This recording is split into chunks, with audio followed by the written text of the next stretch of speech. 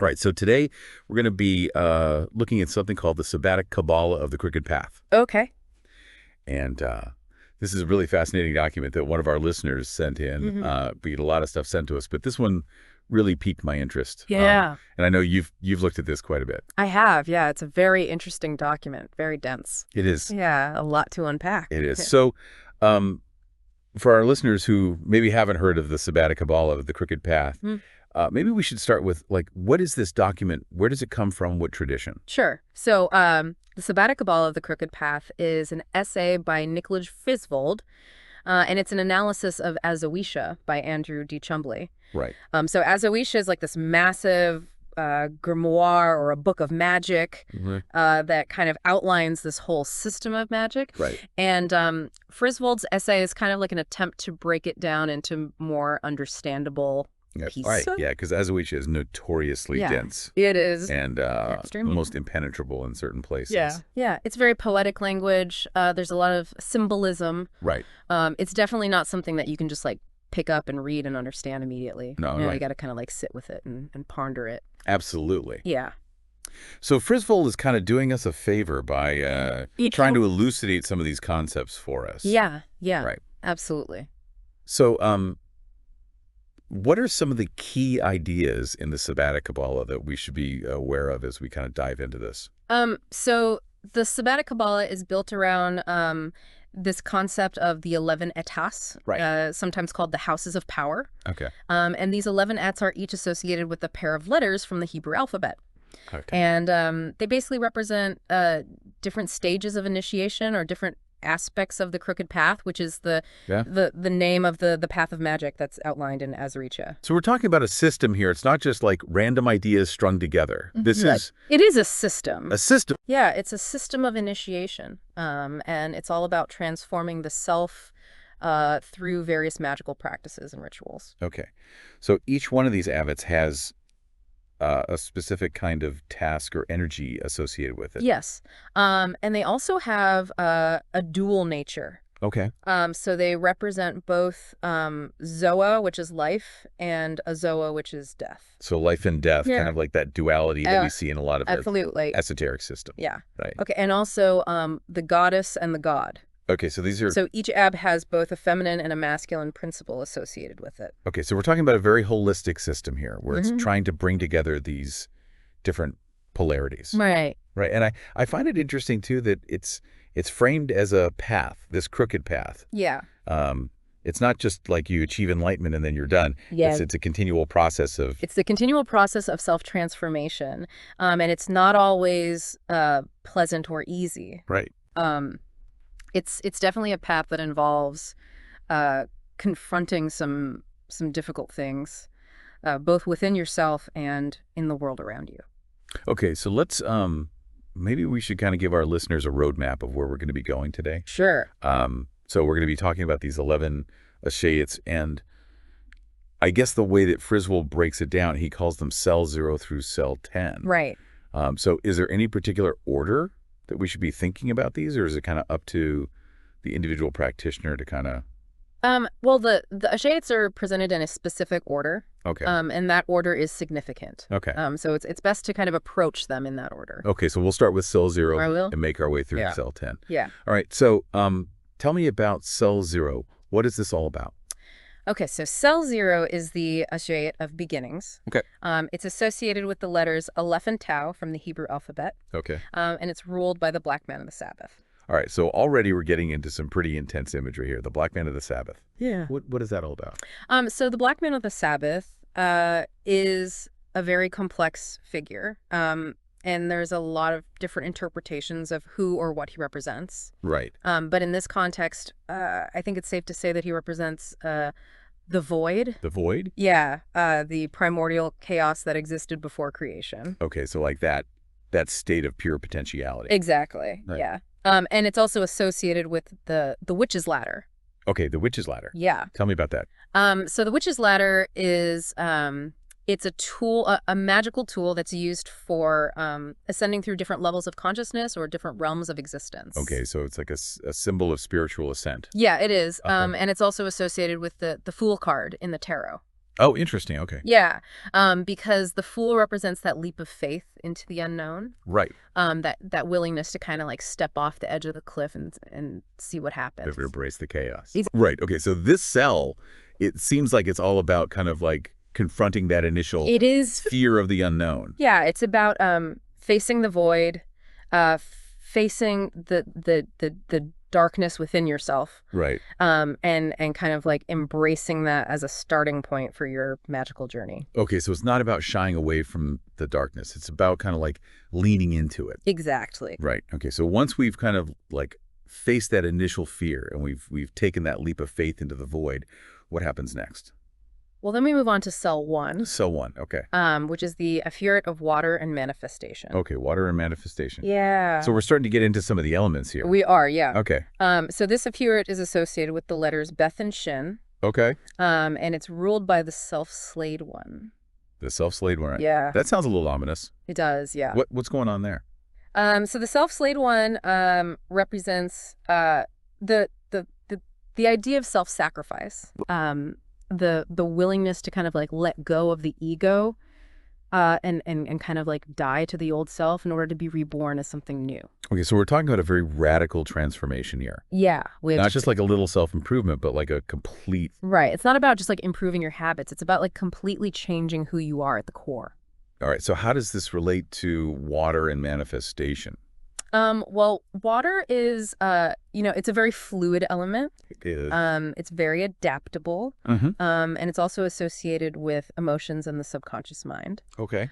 So this event is about kind of like tapping into that fluidity, that adaptability, and using it to kind of like shape your reality. So it's about kind of like going with the flow, but also directing the flow. Exactly. Right. Yeah. And manifestation is about like taking those desires and those intentions that you have and making them real in the physical world. So it's about kind of like bringing those ideas from the subconscious mind Wow. into the material world. Right. Mm-hmm. Right. Okay. And Chumbley emphasizes the importance of sound and breath in this act. Sound and breath. Yeah. Okay. He hints at practices like mantra and pranayama, Okay. as ways to kind of like harness the power of the elements. Okay. So it's about using your voice It is and your to- breath yeah. to kind of direct those energies. Right. Right. Okay. So we've faced the void. We've embraced our own self-destruction in a way, and now we're working with these elemental energies. Right. What's next? So next we move on to cell 2, Cell 2. which is the Akat of the moon. The moon. Okay. Yeah, So now we're getting into like celestial bodies. we are. Okay. Yeah. So this Akat is associated with the letters Gimel and Kaf. Okay. And it's ruled by a threefold goddess. A threefold guy. Okay, so we're getting into like some pretty intense feminine energy here. Yeah, we are. Right. And this goddess represents the 3 phases of the moon. Waxing, the waning, and the full. Right. Yeah. Exactly. Yeah. And she's also associated with the psychosexual fluids, Okay. which is basically the creative power of sexuality. Okay, so we're talking about like the life force energy. Right, That is yes. associated with. It's that raw primal energy. Yeah. Okay. So Yeah. this is a pretty powerful art. It is. Isn't Sounds it? like it's a very powerful art. And it's interesting too that he talks about this concept of duality as the omnipresent singularity. Right. What does that mean? So that's a very complex idea. It is, yeah. But basically what he's saying is that all of these opposing forces that we see in the world, Right. like light and darkness, masculine and feminine, good and evil, they're all ultimately aspects of a single unified reality. Okay, so it's kind of like that yin-yang symbol where you have Exactly, yeah. the black and the white swirling together, right. each one containing a seed of the other. Exactly. Yeah. And this lunar energy is also associated with the going forth of the Virgin. Going forth of the Virgin. Yeah, yeah. What is that? So that's a ritual that's described in Azawasia. Okay. And it's a ritual of self-initiation. Okay. And it involves a symbolic death and rebirth. So it's kind of like that hero's journey myth where you have to Absolutely. descend into the underworld and face your shadow self and emerge transformed. Yeah. Okay. And in this ritual, the sorcerer confronts and integrates their own inner duality. Okay, so it's about kind of like bringing together those masculine and feminine energies within the self. Exactly. Right. Okay, so We're moving through some pretty intense territory here. We've faced the void. We've embraced our own self-destruction. We've tapped into this lunar energy. Where do we go from here? So from there, we move on to cell 3. Cell 3. Which is the effeminate of summoning and embodying spirits. Okay, so now we're getting into like spirit work. Yeah. Okay. So this adderate is associated with the letters Deleth and Resh. Okay. And it's ruled by the spider and the 8-rayed cross. The spider and the 8-rayed cross. Okay, so now we're getting into some like pretty creepy imagery. We are, yeah. Okay. So the spider represents, the weaver of fate. Okay. The one who kind of like creates the web of reality. Okay. And the 8-rayed cross is a symbol of chaos and change. Okay, so we're talking about like manipulating reality in a way. We are, yeah. And this Adaret is about learning how to summon and embody spirits. Okay, so not just calling upon them, but actually like merging with them. Yeah, okay. yeah. And Chumbly draws on the work of Austin Osman Spare in this Adair. Right, Austin Osman Spare, another fascinating figure he is in the occult world. Very influential occultist. Right. Yeah. So what does he bring to the table here? So Spare developed a technique called the death posture. The death posture. Yeah. Okay. Which is basically a way of using intense visualizations and altered states of consciousness. Okay. To kind of like access the power of the subconscious mind. Okay, so we're talking about like going into a deep trance state. Yeah, almost like lucid dreaming. Exactly. Where you can kind of like confront these spirits on their own turf. Yeah. Okay, and then how does this embodying spirits thing work? So Chumbly talks about crafting god names. God names? Yeah. Yeah. What are those? So these are basically like sigils or words of power. Okay. That represent specific spirits or forces. Okay, so it's like a key. It is, yeah. Kind of unlock. Yeah, it's a key to unlock the door to that spirit's realm. Okay, but be careful which doors you open. Exactly. Yeah. Right. Because some things can't be unseen. It sounds like there's some serious risks involved here. There are. With spirit work in general. Yeah, there's always risks involved with magic. Right.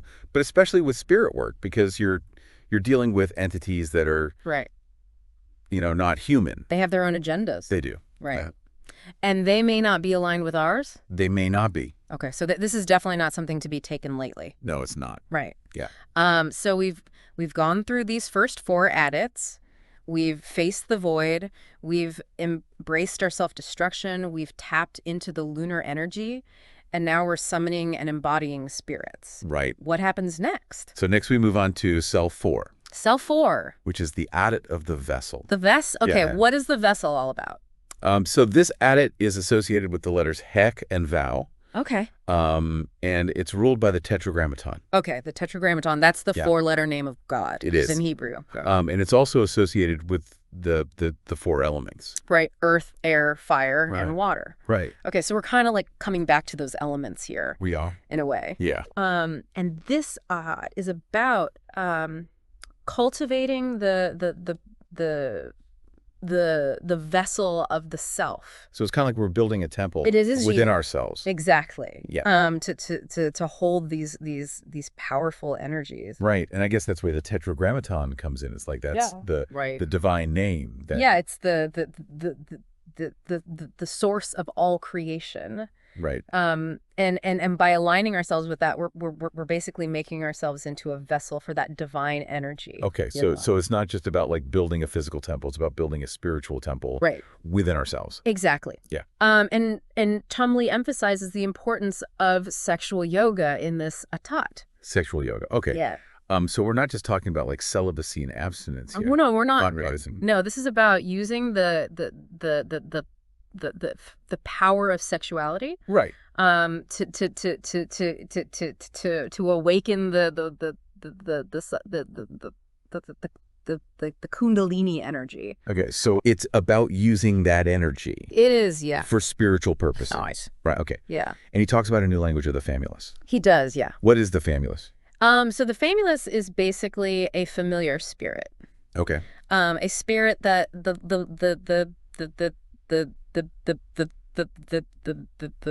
magician works with. Okay, so it's like a helper spirit. It is. A spirit guide. Yeah, it can be a guide. It can be a protector. Okay. It can be a source of information. And so the new language of the famulus is like a way of... It's a way of communicating with that spirit. Okay. Yeah. So it's not just about like commanding the spirit, it's about like building a relationship. It is, yeah. Yeah. It's about understanding the spirit's language. Okay. Yeah. So we're starting to get into some pretty deep stuff here. Yeah, we are. This is where it starts to get really interesting. It does. Yeah, it does. So where we go from here, we've built this vessel. We've learned how to communicate with our familiar spirits. So next we move on to cell 5. Right. Which is the Aurat of uniting the inner and outer realms. Okay, so bringing those two together. Yeah. The spiritual and the material. Exactly. Right, yeah. So this Aurambat is associated with the letters Vav and Zain. Okay. And it's ruled by the witch and the familiar. Okay, so now those two are kind of like coming together. They are, yeah. Merging into one. You're merging into one. Right. Yeah. And he talks about using fetishes in this habit. Does, yeah. What are fetishes in this context?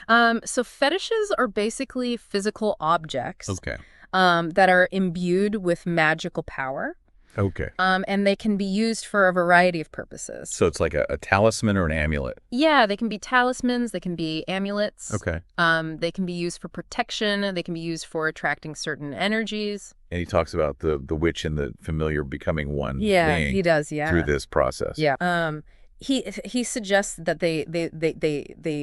they become one being. It's like a symbiotic relationship. It is. Or they both a very close relationship. And evolve together. Exactly. Yeah. Okay. And this merging isn't just about personal power. Okay. It's about tapping into something larger. Okay.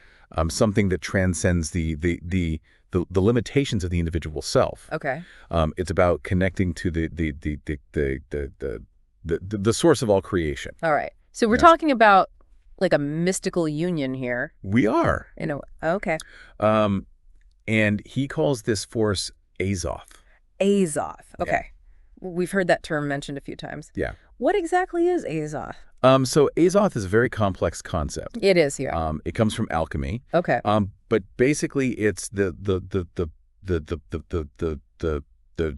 raw primordial energy. Okay. That fuels all transformation. Okay, so it's like the life force. It is. The universe. It is. Okay. And he talks about the ritual of the opposer in this idiot. He does, yeah. And the idea of sacrificing everything for the sake of naught. What does that even mean? So naught is basically like the void. Okay. The nothingness. Right. And he's suggesting that in order to achieve true enlightenment, okay, you have to be willing to let go of everything. Okay. Even your sense of self. So it's about like complete surrender. Yeah, it is. It's a complete surrender to the Azoth. Right. Okay, so this is not a path for the faint of heart. It is not. This is a path for those who are really serious about... It is a path of radical transformation. Right. Okay, so we've united the inner and outer realms. We've tapped into the Azoth. We've sacrificed everything for the sake of naught. Mm-hmm. What's next? So next we move on to cell 6. Cell 6. Which is the Adamat of the... Androgyne. The androgyne. Okay. Yeah. So now we're talking about like the union of masculine and feminine. We are. Right. Yeah. Okay. So this Adamat is associated with the letters Chef and Teth. Okay. And it's ruled by Baphomet. Baphomet. Okay. Yeah. Now, Baphomet is a pretty controversial figure. He is? Some people associate him with like Satanism and all sorts of... Yeah, he's often misunderstood. Dark stuff. Yeah. So what's his role in the Sabbatic Kabala? So in the Sabbatic Kabbalah, Baphomet represents the union of opposites. Okay. The masculine and the feminine, the spiritual and the material. So it's kind of like that hermaphroditic figure that embodies both polarities. Exactly. Yeah. Right. And he's also associated with the Templars. The Templars. Yeah. That medieval order that was shrouded in mystery and conspiracy. Yeah. And the Templars were said to possess a lot of esoteric knowledge. Mm-hmm. And they were also accused of heresy. Of course. So there's this aura of mystery and danger around them. Okay. Yeah. So how does this relate to the androgyne? So the androgyne is basically the archetype, the perfect human being. Okay. Who embodies both masculine and feminine qualities. Okay. And Chambly suggests that the Templars were aware of this archetype. Okay. And that they were trying to achieve that state of being. Okay. So it's about like transcending gender in a way. It is, yeah. It's about becoming a complete human being. Right. Yeah. Okay. And he also mentions the GUGO-TOS in this GUGO-TOS. So that's an acronym. Okay. And it stands for the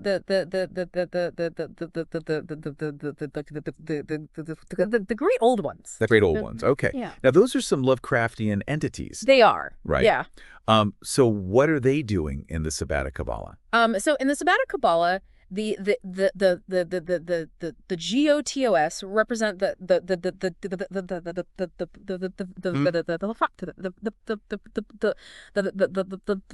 primal forces of the universe. The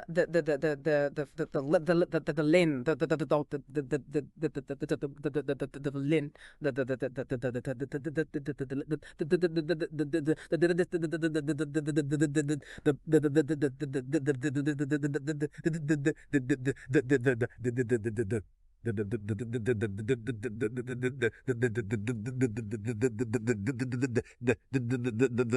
the things that exist beyond our comprehension. Okay, so they're like the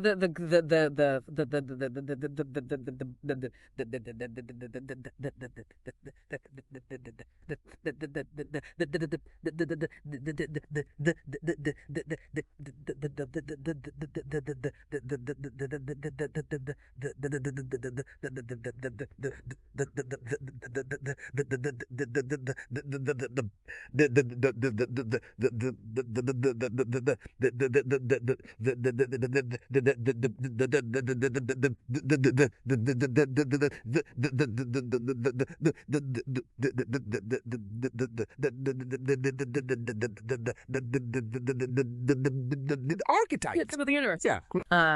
And Chambly suggests that in order to achieve true enlightenment, Right. You have to kind of like make contact with these entities. Okay, so this is some pretty high-level magic we're talking about here. It is, yeah. This is not for beginners. No, definitely not. No. Okay, so we've embraced the androgyne. We've made contact with the GOTOS. Mm-hmm. Where do we go from here? So from there, we move on to cell 7. Which is the atelier of total integration and mastery of the senses. Total integration and mastery of the sense. Okay, so really, so now we're talking about like bringing it all together. Bringing it all together. Right. So this atelier is associated with the letters Zain and Sheth. Okay. And it's ruled by Thanateros and the eroticism of Thanatos. Thanateros and the eroticism of Thanatos. Oh, okay. Yeah. Now that sounds a little intense. It does. Can you break that down for me? Sure. So Thanateros is a term that was coined by Austin Osman Spare. Okay. And it refers to the death instinct. It's death instinct. Yeah. Okay. And the eroticism of Thanatos is basically like the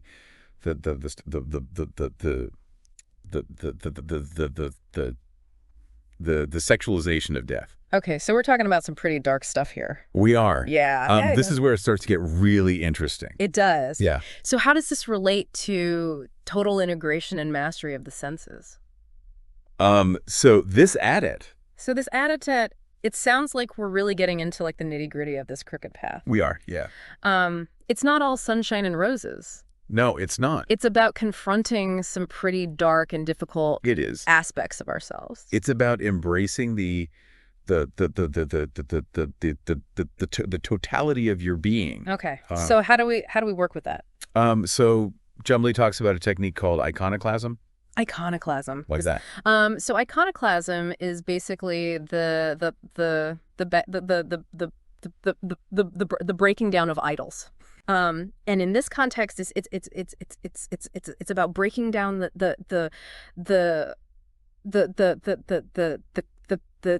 idols of the mind. So it's about like challenging our beliefs, our assumptions. Yeah, it's about questioning everything. Okay. Yeah. And how does that relate to the eroticism of Thanatos? So the eroticism of Thanatos is about kind of like embracing the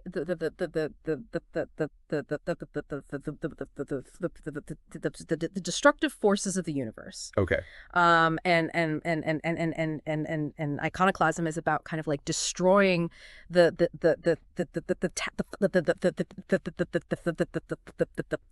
structures that we've built up in our minds. Right. So it's about kind of like clearing out the clutter. Exactly. Making space for something new to emerge. Yeah, it's about creating a void within yourself. Okay.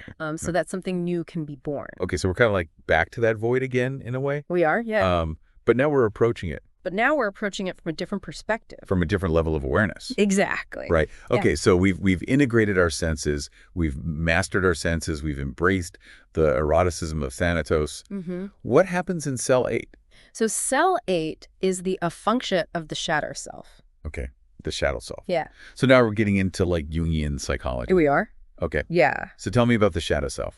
So the shadow self is basically the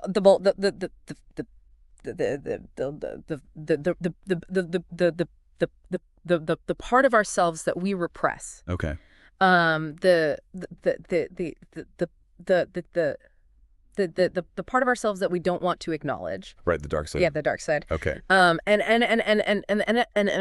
Chumley suggests that in order to become a whole person, Right.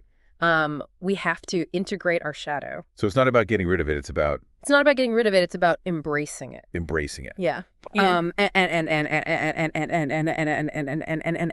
And he describes this process as hypnoaesthesia. Hypnoaesthesia. Okay. What's that? So hypnoaesthesia is basically a technique for using hypnosis Okay. to access the subconscious mind. So it's about like going into a trance state? It is. And Yeah, and then kind of like exploring the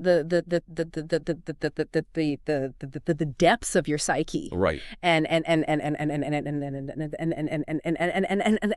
he also suggests using techniques like automatic writing and automatic drawing Okay. as ways to kind of like bring those subconscious contents to the surface. So it's about kind of like giving your subconscious mind a way to express itself. Exactly. Yeah. Yeah.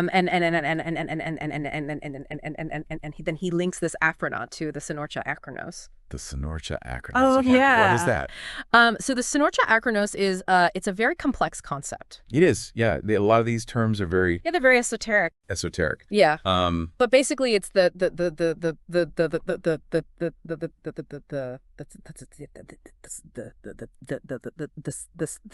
syzygy of self. this is yourself. Okay. Yeah. What's a syzygy? So a syzygy is basically like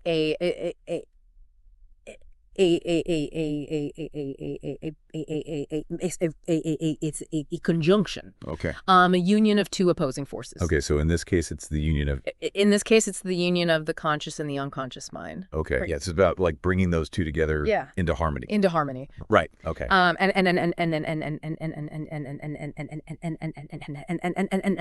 And he also mentions divination practices like the I Ching in this context. Yeah. And he suggests that integrating your shadow also involves developing your intuition, Okay.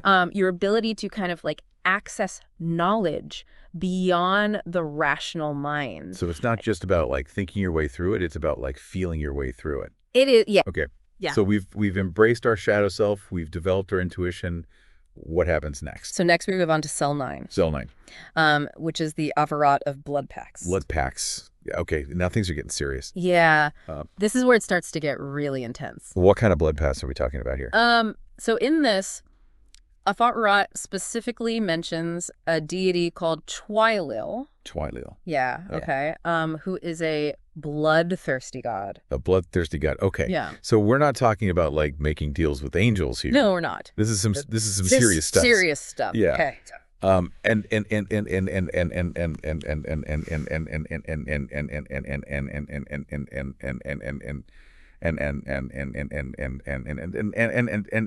this afrod emphasizes the power of blood, Okay.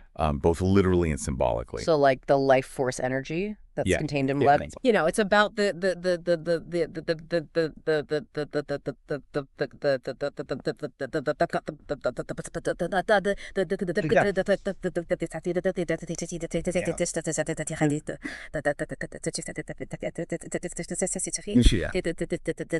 witch's lineage. Okay. The heritage. So it's about like tapping into that ancestral power. It is. Yeah. Okay. Yeah. But it sounds like there's some serious risks involved here. There are, yeah. Chumbly warns against becoming a slave to your own lusts. Right. So it's about like using that power responsibly. It is. Okay. Yeah. And he mentions the sexual daemon Lily too. He does. What's that all about? So Lily too is, she's a figure from Jewish folklore. Okay. And she's basically like a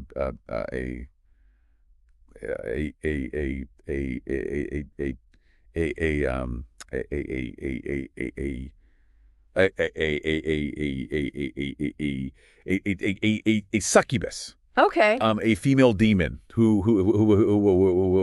seduces men. Okay, so she's like the embodiment of She is the embodiment of temptation and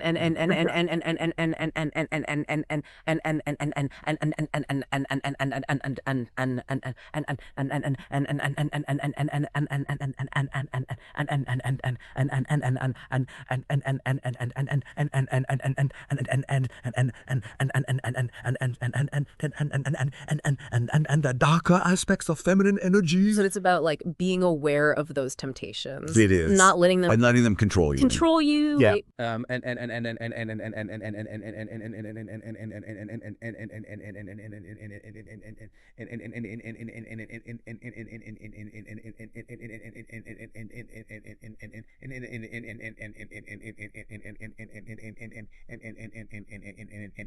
and he also mentions the use of a rosary in this account. a rosary. Okay. Yeah. So we're not talking about like Catholic prayer here. No, this is about using the rosary as a magical tool. Okay.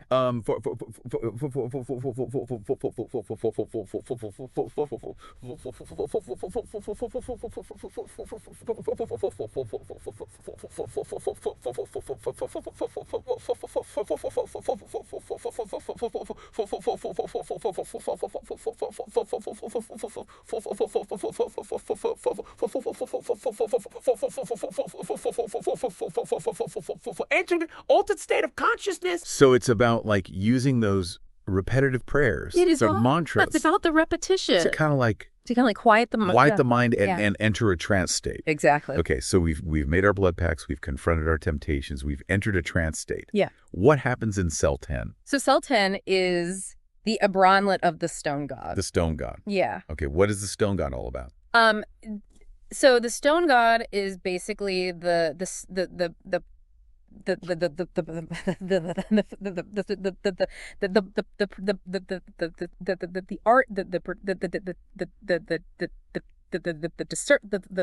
one who has achieved complete mastery over themselves and over the forces of the universe. And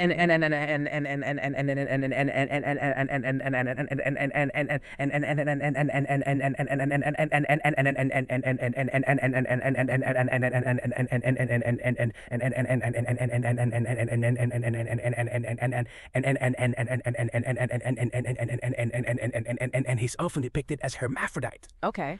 Because he embodies both masculine and feminine qualities. Right. So it's like that ultimate union. It is. It's the ultimate union of opposites. Opposites. Yeah. Okay.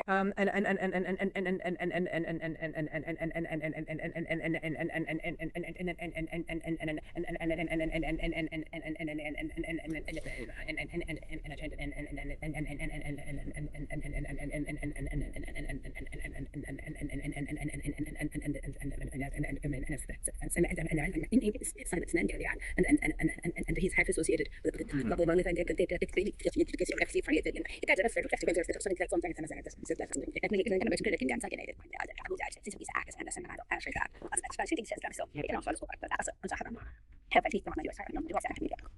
Right. Which is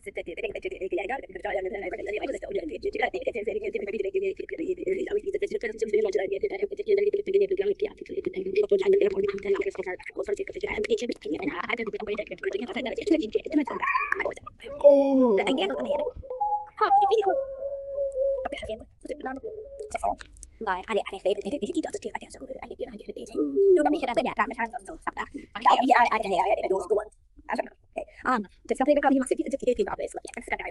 So like, you got my message that yeah, that's yeah, pyramids. Let's just about just do bread with alchemy. We'll just try to do that. And maybe how people has got just that.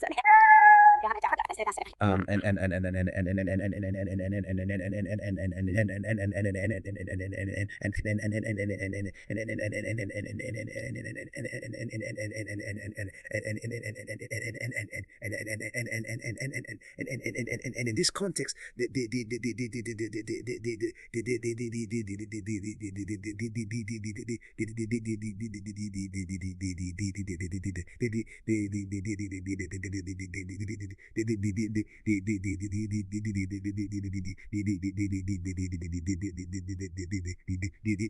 the transformation of the self into a divine being. And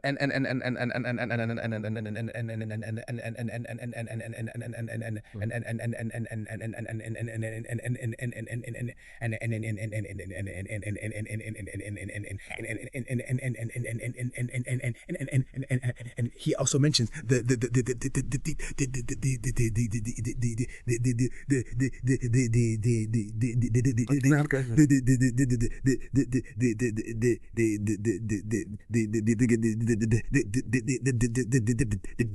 the famuness. Yeah. The famuness is essential. Okay. Because the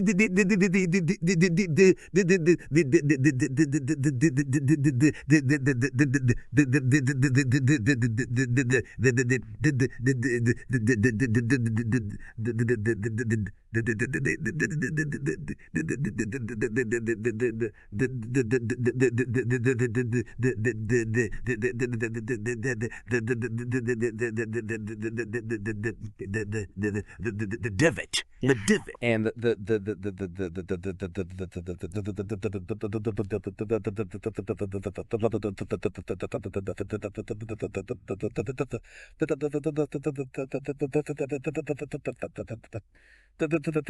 spiritual realm.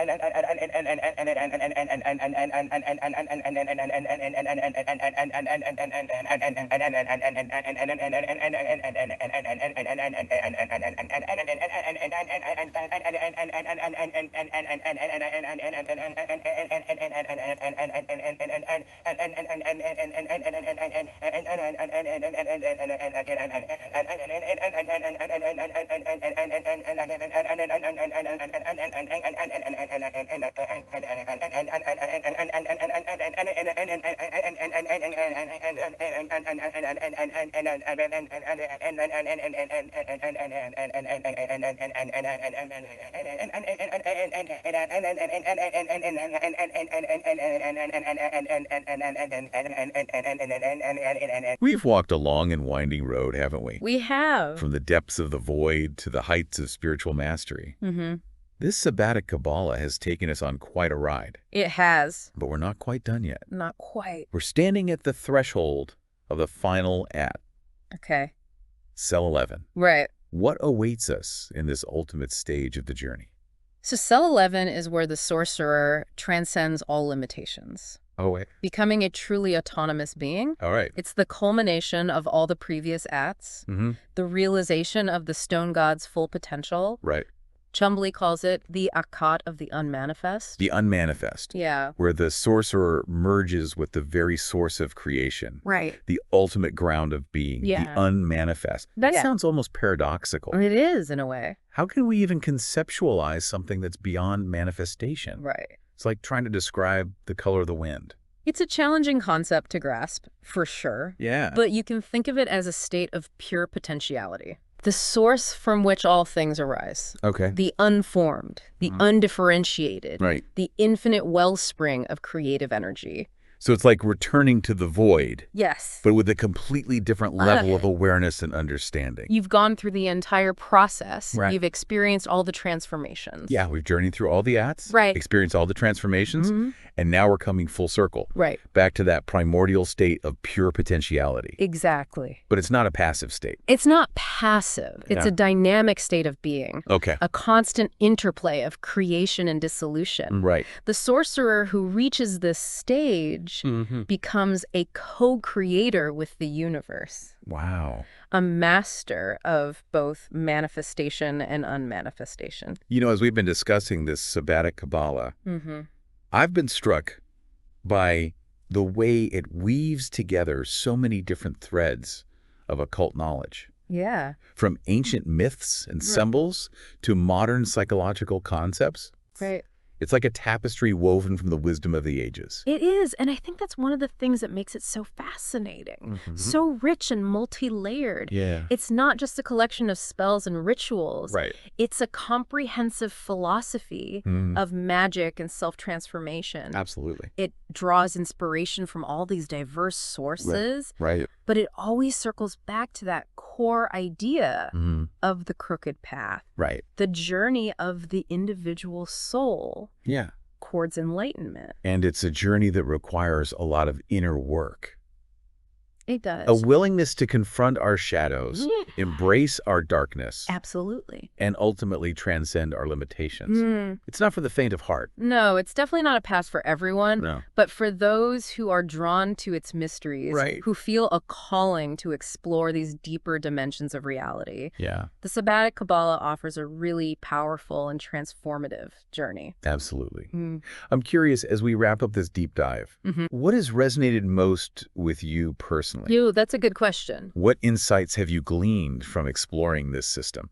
I think what's really struck me is the emphasis on personal experience, Okay. on direct gnosis, rather than blind faith or dogma. Right.